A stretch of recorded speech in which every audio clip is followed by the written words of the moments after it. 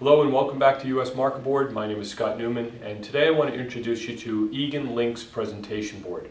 Now, oftentimes we're asked for very large whiteboards that are going to span an entire wall, floor to ceiling, ones without frames and trays, and we're often asked how to put these together. Well, this really helps facilitate that in a really simple way.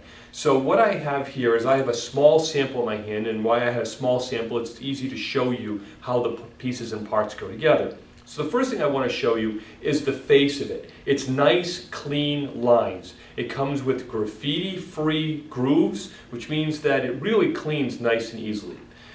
In here is a new cam locking system. There is no other board on the market like it. What it does is it uses these cam lock systems, and if you ever put any ready-to-made furniture together, you'll recognize these.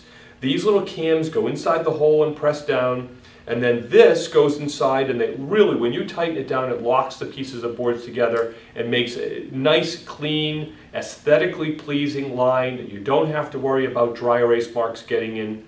And on the back, what they've done is they've set in this Z-bar system. So we're going to put the Z-bar on the wall, we're going to hang this right on, and the boards themselves, the bigger units, come with a very, very strong adhesive strip across the bottom, which will keep your board nice and tight to the wall. And these boards they're pretty beefy. You can see that they're pretty thick. I'm going to say they're probably a good inch thick, but look at how clean those lines on the side. Nice, finished, professional looking edges. So what I want to do now is I want to show you how easily these hang. It's a great unit, and one of the pieces that I like about it when you see me put it together is that, let's say for instance you decide you want to put it on a bigger wall, or you want to move it, or you didn't buy enough the first time around. You can say to me, Scott, I want XYZ for a middle panel, and we can make it up for you. You just take it down, put a new Z-bar in, add the new panel in the middle, and now you've got a bigger unit. So it's really, really easy to use. So let's go ahead and set some marks and get going. Now, when you're looking at the height of the unit, you want to make sure that the writing space is what you need it to be. So if you have a 48-inch unit, you want it to be, you want to start at 81 inches being the top of the board. 77 is where you're going to install your Z-bar so that it ends up being the right height off the floor. If you go all the way up, then you want to make sure that you give yourself between 3 and 4 inches off the ceiling to make sure that you have enough room to get it up onto the Z-bar and it looks and fits well. Now, from side to side, you want to go from wall to wall. You need to give yourself a minimum of 1.5 inches on either end, otherwise you won't be able to get it past the cams. So let's go ahead and make a couple marks and get going on our installation. I've already marked the wall, so and I've got my Z-bar, which I've got a little one. Yours obviously is going to come based on the size of the board that you're going to have. And we're going to mark this hole right on the line that I've made.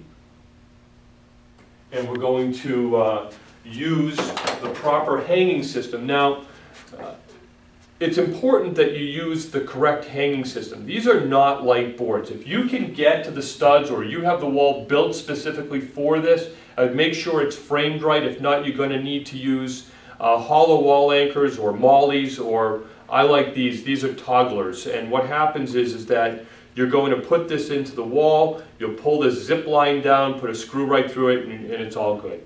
So let me show you how that works. So I've gone ahead and made my mark.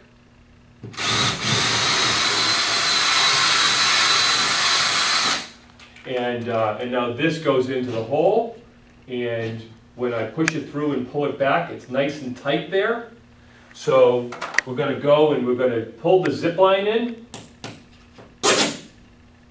and that's it. It's nice and tight against the wall, and then they just break off. That's it. So now we've got our bracket, which is going to get screwed right into here, and this is going to set nice and flush to the wall, and then we're going to do the same thing all the way across. So I'm going to get my screwdriver, and we're going to tighten this down, and we'll do this across to all of them, and I will show you how the rest of the installation goes. but I will put another hole there and set the rest of the brackets. Let's take a look.